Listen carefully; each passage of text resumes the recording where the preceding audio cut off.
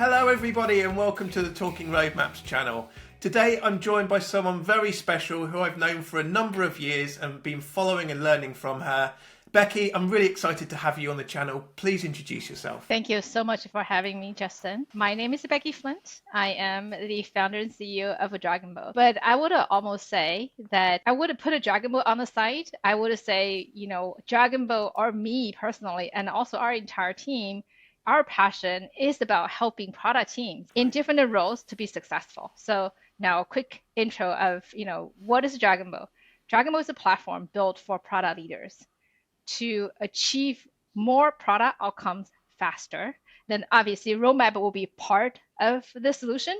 And there are more, we can definitely talk more. A bit about myself. So, before I started Dragonboat, I was lucky enough of being grown up professionally with a number of companies. And then one of the more notable companies is PayPal. I joined it as one of the first product operations to help it to grow and expand internationally.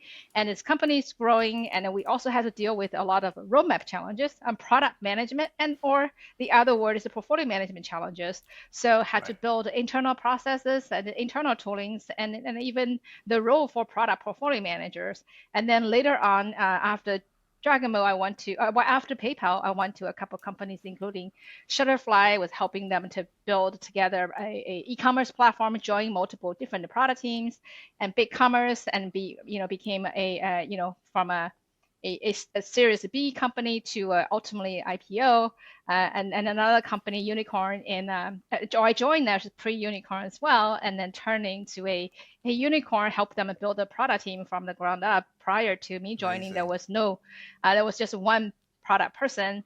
So that's in the AI and the machine learning for fraud detection years back.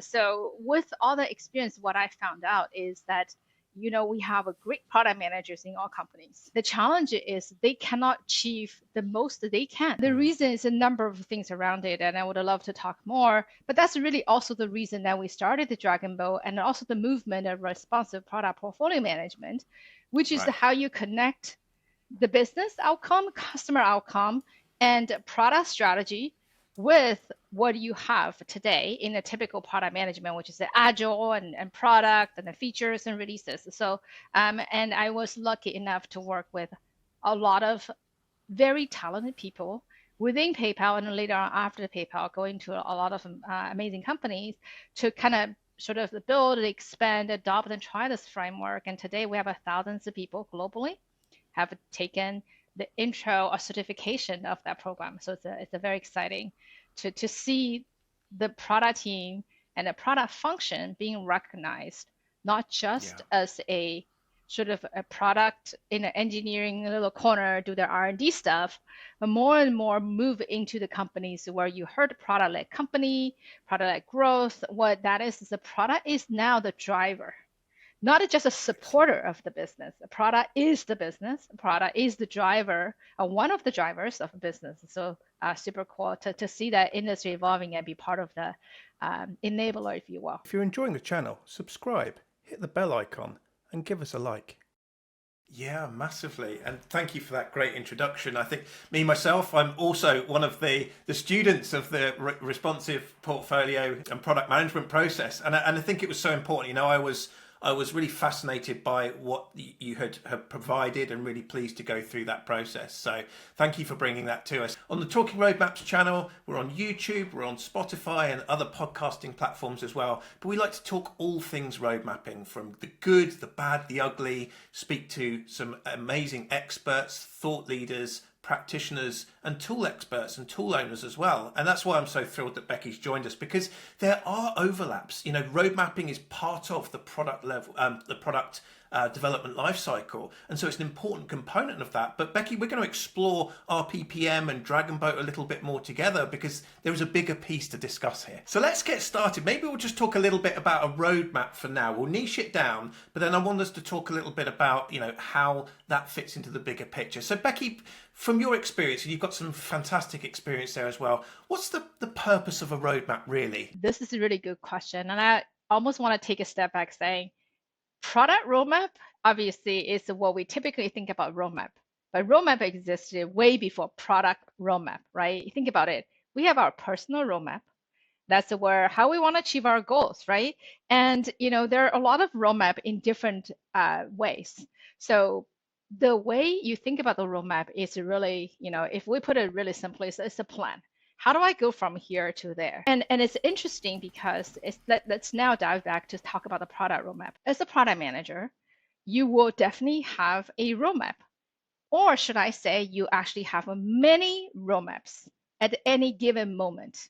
So one of the conversation I had with a friend recently is about, let's talk about the roadmap. Think about it.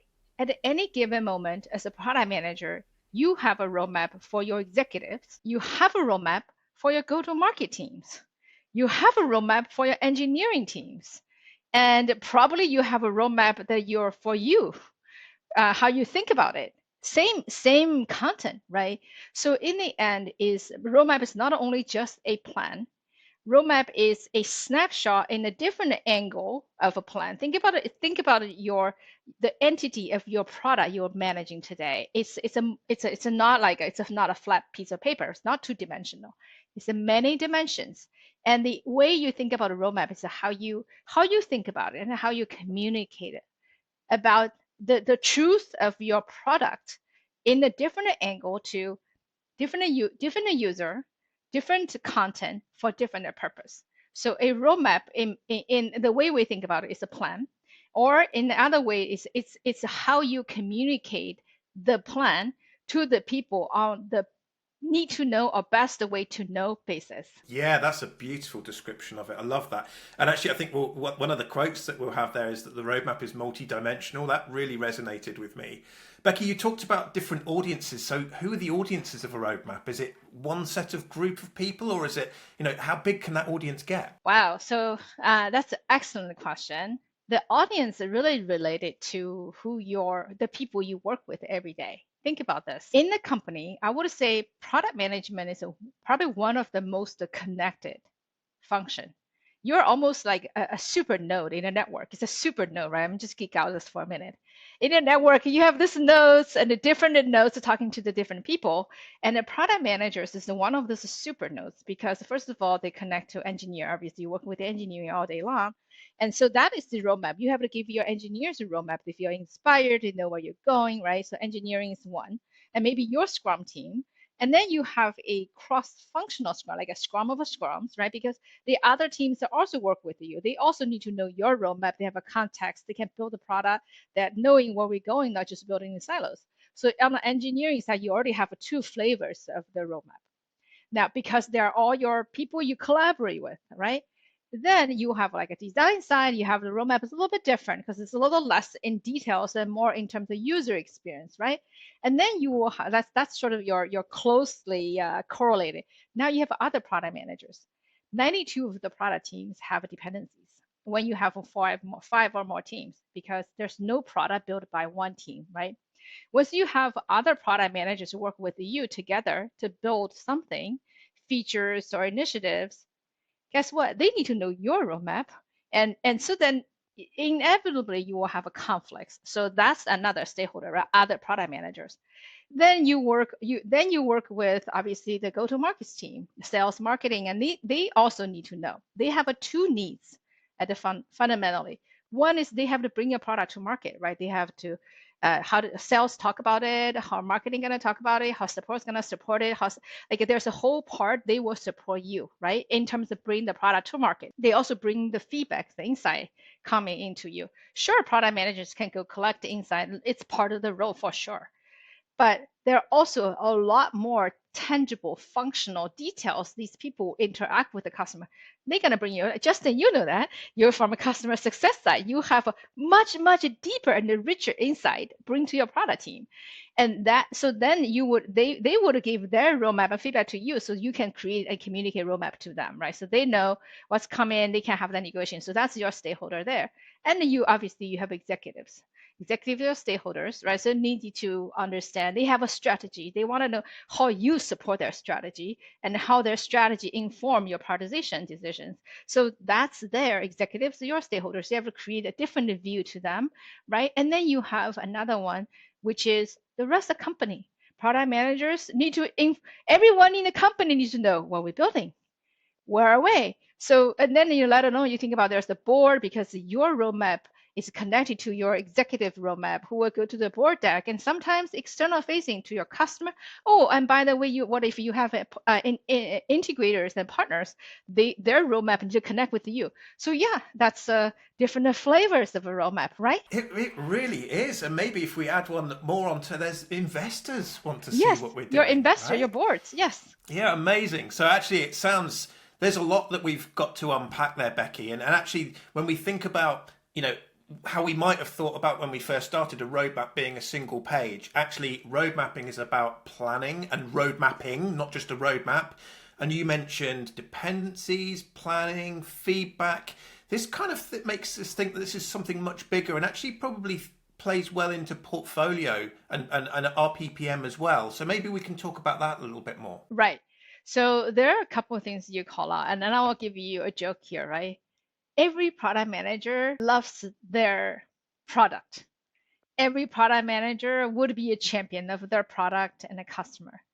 It's almost never the case where product raises the hand and say, look, my product is not important. It doesn't need engineering resources right now. You can take out my engineering resources away. It's not going to happen, right? Because for them, that's their focus. But you take it one step higher, look at it across your entire, 1,600 or, even 10 product teams. As a business leader, as a chief product officer, and you will say, whoa, okay, so these areas are not in good shape. We need to invest more. And you have to shift your product investment, aka resources, to this area. And the other area would have a minimum keep the lights on, if at all, resources. And this is where product leader, when they look at quote unquote their roadmap, they are looking at a portfolio roadmap. And when you look at a portfolio roadmap, that is the first part you will think about is, not just the strategy, right? Strategy is where you want to go. And the second one, very immediately, is how do I enable that strategy? And that means where do I invest in my resources? That could be product teams, could be designers, could be engineering, could be all of that, right? So that's the first part. It's about portfolio management. Is a lot of times there is a myth. People think about portfolio management as like, I have a product team, 1, 2, 3, 4. I wrote it all up. I have a portfolio view. That's a part of the portfolio management, but that's afterwards, right? It's like you have a 6 bank accounts. You give you every month how you're going. But when you think about your investment portfolio, you will actually think about where I'm going to put my money in, right? Before you have the reporting. So the true portfolio management start with where's our goal, right? Where we are and how we want to get there as a strategy. And then how do I enable that strategy, which is the people and the resources. And that will set the foundation for the quote unquote how you design your roadmap by individual product teams in the next X month of the investment evaluation period. It could be annual, could be quarterly, could be continuous, right? Now, I also want to say every single product manager is a mini portfolio manager, right? Think about it. Every product manager also have to build Okay. your product strategy aligned with how the company strategy needs to go. So it's a part of the bigger strategy. You have to achieve and drive certain Of goals, course. part of that, right? You also have to decide in my Scrum team or the team I have, how much I'm going to work on certain area, how much I'm going to, like the areas that I quote unquote have control, and how much I will rely on other product managers. So all these these are the decisions you need to make as a product manager as well. Now, after you make this decision, you create a roadmap because a roadmap is something that Right. it's kind of communicate the decision, right? Communicate the Yeah. decision on how to tie to the goals, what kind of features you want to release, and what is the jobs of you know I would say marketable or value delivering unit, right? Whatever you call the features and stories and others like that. That is the roadmap is a output of the portfolio decision at the individual product level across the product. Yes. Yeah, that makes sense. And the big bit that I'm picking up here as well is the responsive side is really important because what's typically burnt a lot of people creating roadmaps, especially when they're not outcome or problem related roadmaps, they're delivery plans that are 12 months in the future.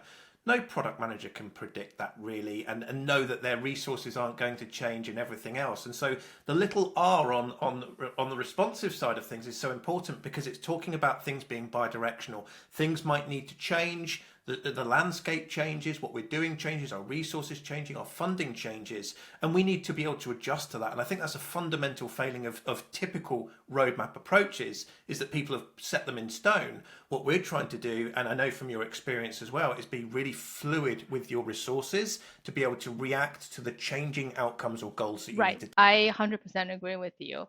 And that's something I think part of that is the evolving of the industry. Part of it's just the needs, right? I want to kind of go back a little bit in time. That's 20 years ago at PayPal, right? We built this responsive PPM PayPal because PayPal was operating in a very challenging environment. First of all, fintech is not easy.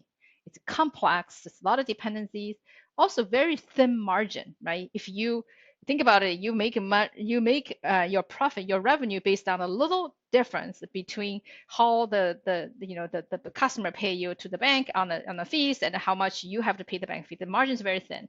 So for you, for the company to be successful, you have to be very good in terms of build the right thing in the right order. The right order is tremendously important. So and that's something that we are experiencing today now, right? Obviously, maybe in the last couple of years, there's a lot of money in the market. It's a zero interest rate, and there's not a lot of focus on build the right thing in the right order. Because I have quote unquote infinite runway, right? I have a time to get it right. In today's environment, and then more and more going to be like that is that the speed is so critical. So you have to think about it. If I have a 10 engineers, 100 engineers, 1,000 engineer, how they are going to be mobilized to deliver the outcome? What's the sequence? Because if some of the things you know that prioritization framework, right, is important and urgent, right? You have to figure out how do you do the urgent things in the order, because not everything are urgent at once, right? But not everything is all important. Like, well, hopefully we don't work on things that are not important. But the urgency is what matters. So the responsive is to help you to say, how do I deliver the most urgent thing? Now, not urgent is not what customer asks you. How do I stay in competition? How do I get the value to the customer? They can get a taste of the product before you build the whole thing. Because quite often, like team builds a very big thing.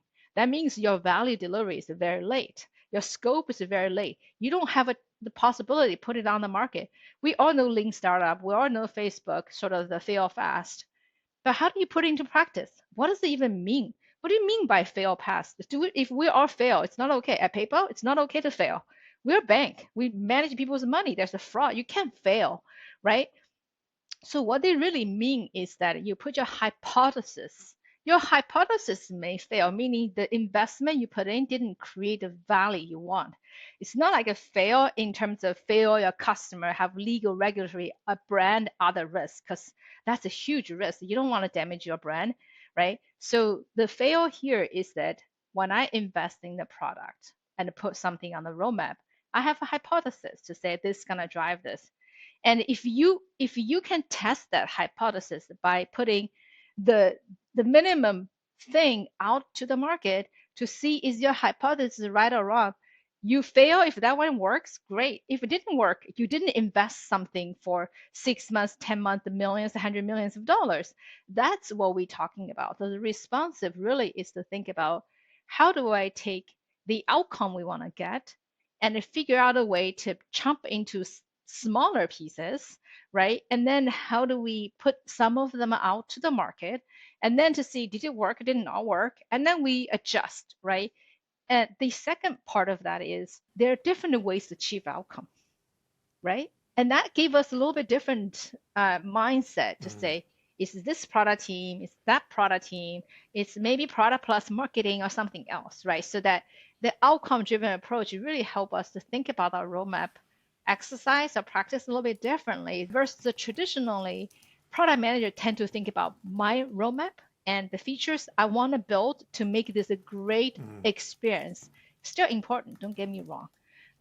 But you have to also layer on top of it to say, well, before I reach my great experience, I don't want to lose a customer. I don't want to be out of the business. So how do I balance that need? So yes. Oh, that was absolute masterclass, Becky. Amazing. I was just writing some notes here that I want to kind of just quickly reiterate. So, cost of delay is very much a thing, right? Is being delayed to market. There can be an opportunity cost to focusing on the wrong thing. There can be a cost of delay. You know, we often talk about product managers being risk managers, de-risking things, and I don't see enough experimentation and discovery. And certainly from my early exposure to roadmaps, they've been delivery plans based on assumptions. And actually, we need a level of sequence and here's our current level of thinking based on hypotheses and problems. So I really, and actually outcomes, which was the third point that I put there. That was just phenomenal, Becky. Thank you. There's so many little nuggets of wisdom there. What I'd like to do is talk a little bit on roadmaps in terms of the design of them. So maybe what some key elements are, visualization and so on and so forth. And then I'd love us to step back and understand, maybe with some visuals, if you've got some slides you can share with us, how road mapping is actually just a smaller part of something that's much bigger from your perspective. Sure, Would that be okay? Yeah. So let's have a couple of quick questions on what you think are some of the key elements or maybe the content of a roadmap. So it is a much smaller part of that, but what would you expect to see as a product leader? Right. So I think for every single roadmap, look, everything we deliver is a product, right? What a product does is product always a solve a problem and hopefully elicits some sort of reaction that the people using your product. You think about the roadmap as a product, it's something you communicate to the desired audience. So the first thing you create a roadmap to say, what is this for? Who is this for? And what do you want them to get out of it once you create that? So there are a lot of the roadmap templates. If you go to dragonboat.io on our website, we have 10 roadmap templates. In fact, we have maybe hundreds of them more inside of Dragonboat. We have different templates for you. So for example, let's look at a different lens, right? Look at ICP. Who's your customer for this roadmap? As shared earlier, if it's executive, right? So they have to, what kind of questions they may need to have from you for this piece of a communication, right? The deliverable you gave it to them, the product delivered to them. So one is who's the user. Second one is you have to communicate. When you have a roadmap, you have to say what this roadmap is going to achieve for the company, meaning what is the goal. Sometimes you create a release plan.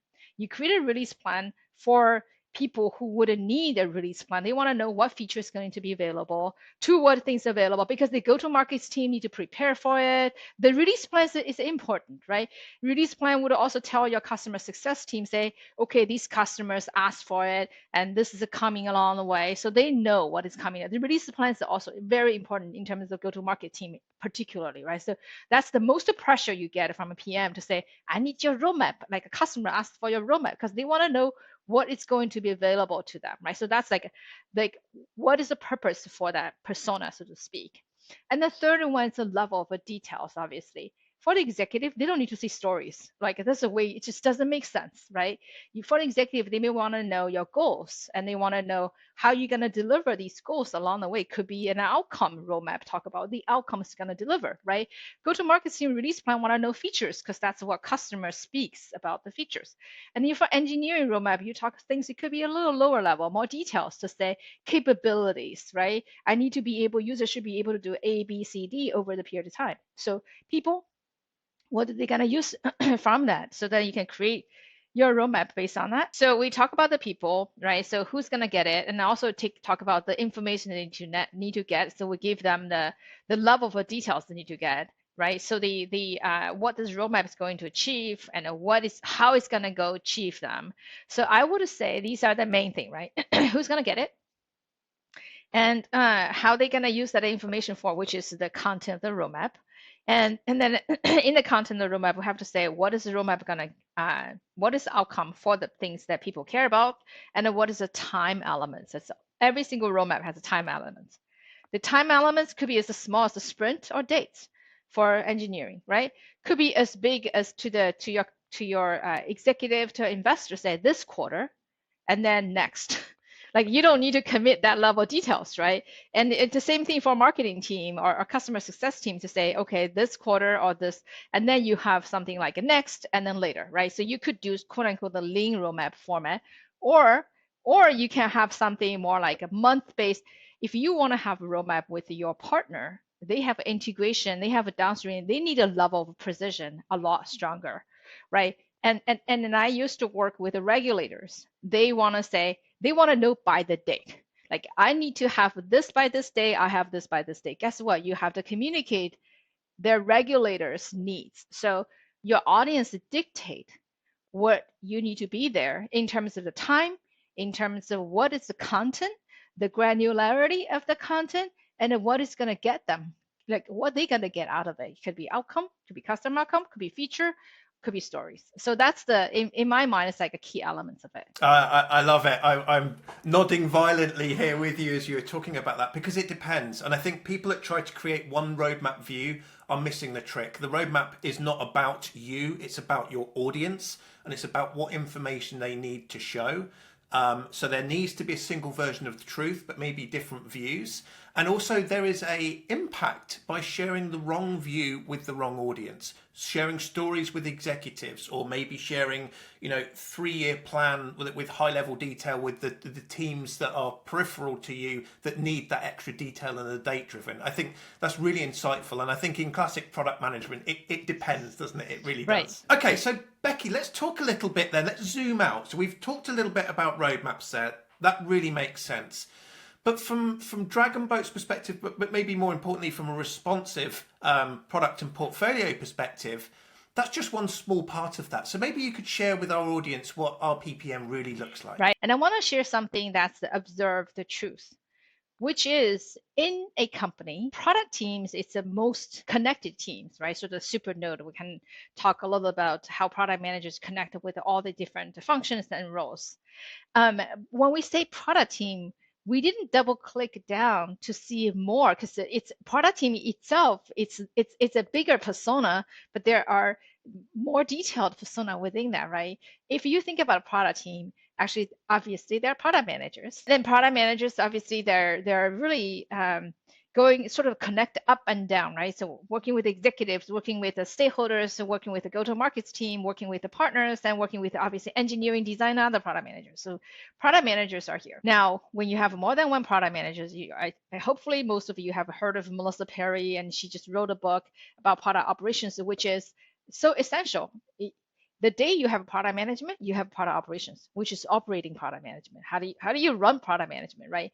So product operations, so quite often they have to do a lot of things to work with the product management and the product executives, product leaders as well. So there's a product operations here, and then you have product leaders, and they're also human, right? They have a needs, they have a struggles, they also have to make trade-off decisions. They have to communicate in and out of product organization with the product manager, obviously. If we don't set goals, nobody would. We just go to the wrong way. If we don't set strategy, everyone also going to all over the place. So really think about it. It's like I would think about this as the key key roles inside of the product organization, right? Product executives who need to set goals and strategies and also decide where to allocate resources. And then you have product operations who's connect and up and down and also connect across with the product managers and other teams. Obviously, we have product managers. So as the way they have to work together to run the product organization, you have to orchestrate and manage. And that's where really the challenge here is like there's no framework for it. We talk about agile, we talk about scrum, so really thinking about at the product management here, right, in this level, right? We even talk about product management. Typically, we talk about user research and customer driven innovation and a lot of things are really just around the product management itself. What about how this group works together? So this is the where really what you think about is obviously you have a Dragonboat on top. Forget about Dragonboat. Just think about it in general because this is sort of our internal. This is actually our internal education as well. So we will say, look, product team operates at all those roles inside the product team and with your stakeholders. That could include executive and investors and obviously your go-to-market team. And as a product organization, you need to operate that is you need to set goals and strategies. You have to listen to customer feedbacks, and you have to think about how you manage your product roadmaps. It's a key piece of it. Then you have to think about, how do I make sure we have the investment slash resource to enable our roadmaps, right? Roadmap is going to be a daydream, a daydream if you have nothing behind it. And then make sure you can deliver it. If you can deliver the roadmap, that that's almost as good as not having one, because you can set expectations, you communicate something's coming, right? So, and then obviously the roadmap ties off and people forget about. It's more than just a product, right? When you go to market, did they launch? Did they get adopted? And so there's a whole part of getting the product to the market, to the actual hands of the user. You can create outcome. So this is how responsive PPM come into play, is taking into all these different pieces and to put them together into a framework. And I will just kind of bucketize this as sort of pieces, that you have a piece, think about the outcome. You have a piece, think about the product portfolio roadmaps. There's a planning, there's a delivery. So when you put all these pieces together, that's where by the way, everyone's doing it. It's just doing it in different places, right? Hopefully we'll all do that today already. And then when you put all the pieces together, that product managers and product function, product teams and product organization, and the companies that rely on product, which I guess almost every company, right? That's how they can operate effectively to do what they need to do. The product team's only job, there's only one job of product team, right? Which is to deliver the outcome, business outcome and the customer outcome, right? Deliver the outcome faster so that the company can stay ahead, the customers delighted, and everyone's happy. Becky, that's so good to see, and it makes sense. I think there's many elements of that, where product management incorporates all of this, even talking about, doing this in our own lives. When I'm thinking about going away on holiday, I'm thinking about, well, can I do these things? Can I afford to do them? Do we have enough time to do them? I'm really passionate that I create my own personal roadmap, and we talked about that before we started recording as well. All of these things are so important to consider, and I think is historically why a single page roadmap has often tripped people up, because they've not thought of all of these things. That's why Phil and myself and many others are passionate about road mapping. But what this is formalizing it into your responsive product and portfolio framework. And I think a good roadmap has to be grounded in reality based on these other things being done. Otherwise, like you said, it's just a wish list, and there's no reality that we're going to deliver it. And you mentioned actually earlier about Dragonboat's templates, so thank you for making those available to people. Again, for the audience, we'll make sure they're in the video description. And for those that are listening along on the podcast, we have a blog, so please go to talkingroadmaps.com, have a look at Becky's episode with us, and we'll provide some resources there for you as well. But Becky, that really crystallized those things for me. Thank you for kind of letting us step back and understand your world a bit better. I'd love to come and just talk a few good and bads here, and we can talk about maybe typically best practices in road mapping, but it can be in product and portfolio management as well. But what do you think some of the best practices are? Right. Well, I think there are probably a lot of them in different situations. So I want to kind of take a step back. I want to talk about the product as a function and the product organization as a whole first. Then we can talk about product management, because I think when you don't have a good backdrop of things, then the context not there, right? So I'm a person that naturally more curious about things. So I always try to analyze the data and differences, right? And one of the things I try to figure out was, I noticed there, in the Silicon Valley, there are a lot of companies here. There are product managers considered bad product managers, not a good product manager in a company, and they go to another company to thrive. They are just the superstars, right? And then I take a step back to say, wait a minute. There are people moving from Yahoo to Google to like Facebook. They were like, what happened to these companies? Like, what happened to Yahoo? Such an iconic brand. What happened? Like, they don't have good product managers. They don't have good engineers. They don't have good marketers. That's wrong, right? All of them are wrong. So you think about it, it's really this. First of all, are there the environment for them to be successful? And that's really what really led to some of the earlier discussions and the formation of responsive product portfolio management is that there's a very famous memo. If you search it, it's called a peanut butter strategy, right? At Yahoo, actually, they said a while back, what they said is they don't have a strategy. They have a goal. The goal is, grow revenue or something. Like everyone has the same goal. Like every company has the same goal, right? Grow revenue and reduce costs and so on. But what is the strategy? Who you are? So the first thing I would say is it permeates everywhere. When you don't have a strategy, or if you peanut butter your strategy means you're not doing portfolio management in real to say what is our hypothesis, how we want to get there, and then where are we gonna mobilize and change or shift our investment, then you don't have a good roadmap. Not a portfolio roadmap, and definitely not have a team roadmap because you cannot be successful when you don't have the bigger backdrop. So the first part, I think, for the product organization is to not take a hard look at where we want to be in terms of obviously there's a financial goals. There has to be strategic goals. The strategic goals would dictate how you are going to allocate your resources and allocate your product investment. And that strategic goal also dictate how your product team is going to prioritize things. So product manager cannot prioritize without understanding a broader strategy. So this is something where I would say there's something people, everyone knows, right? There are different scoring systems, like, RICE and all that stuff. They all mean nothing, absolutely nothing, because RICE against what? It's the same as the feature roadmap. It means nothing to the strategy and the goals.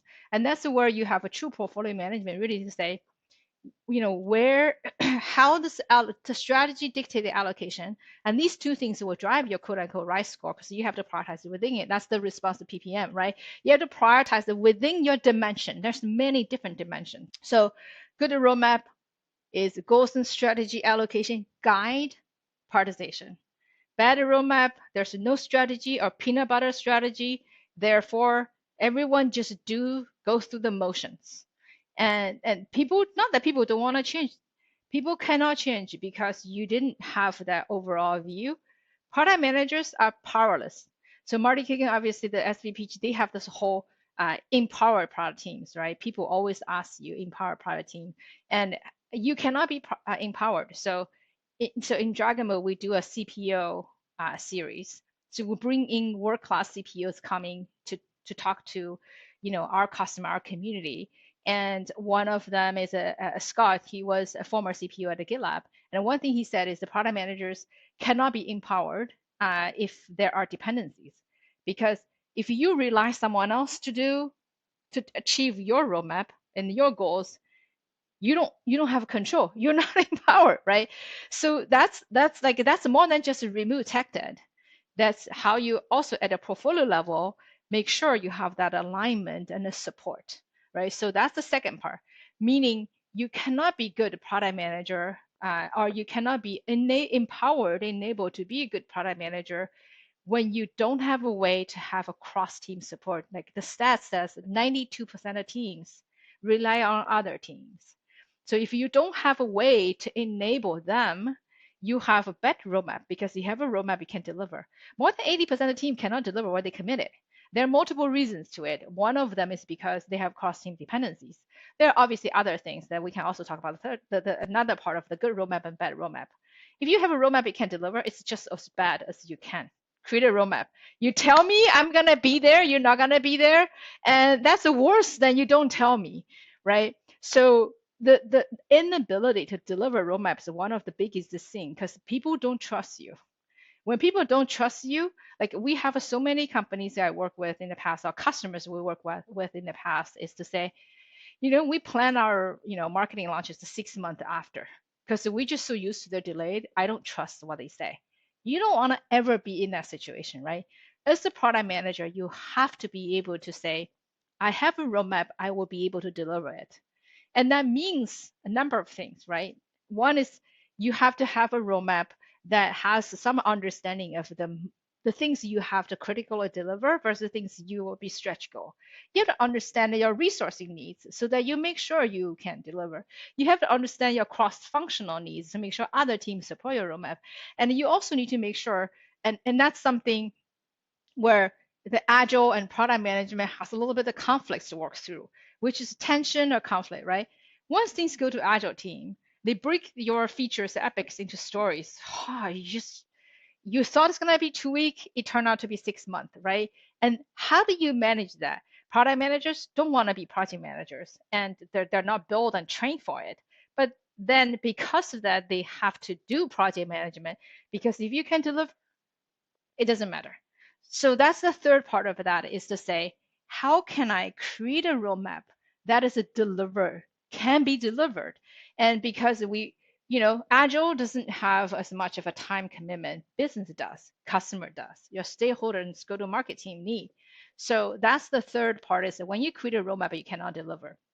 The fourth part, I want to say, good and bad, is can you adjust when things happen? So the parting words, I know we're coming out of time. It's such a rich conversation. I can talk about this forever, right? Can forever. But you really think about it, is that what is a good roadmap? A good roadmap is to be able to say, we're building towards a goal, so we have a strategy. And then the second part is I deliver customers outcome along the way. And the third one is it's something I can deliver. And the fourth one is that we can actually measure it and then make adjustment. If I achieve the goals I need to achieve, I don't need to continuously invest in resources. If I didn't achieve the goal I want to achieve, I need to shift other things coming over. So, sort of like overall to call out, right? Responsive product portfolio management, it's not against a roadmap. It is something you need to create a good roadmap that reflects strategy, reflect outcome, talk to different stakeholders on different things, and can be delivered. And you can just drive the outcome because in the end, it's not about producing roadmap. It's about producing outcomes, right? And keep your stakeholders, customers, internal, external, aligned and informed. Becky, that was absolutely phenomenal. Bits that I'm picking up: multi-dimensional prioritization, because just a framework at one level doesn't mean you're prioritizing against strategy. We need to make sure our roadmaps are trustable and anchored in reality, maybe with some critical deliveries or high integrity commitments, but some latitude to be flexible. And yeah, definitely about those commitments as well. Becky, that's phenomenal. I want to give you an opportunity just to let our audience know how they can find you and get in contact with you, and whether, in fact, even if Dragonboat are hiring, how can people get in contact with you there as well? Thanks, Justin. So you can find me on LinkedIn, Becky Flint, and we are on at dragonboat.io. We do a lot of webinars. We have a lot of content there as well. So if you have any question, just reach out to me on LinkedIn. Always happy and excited to talk to product teams, product professionals. This is something I've been doing pretty much my whole career in different roles.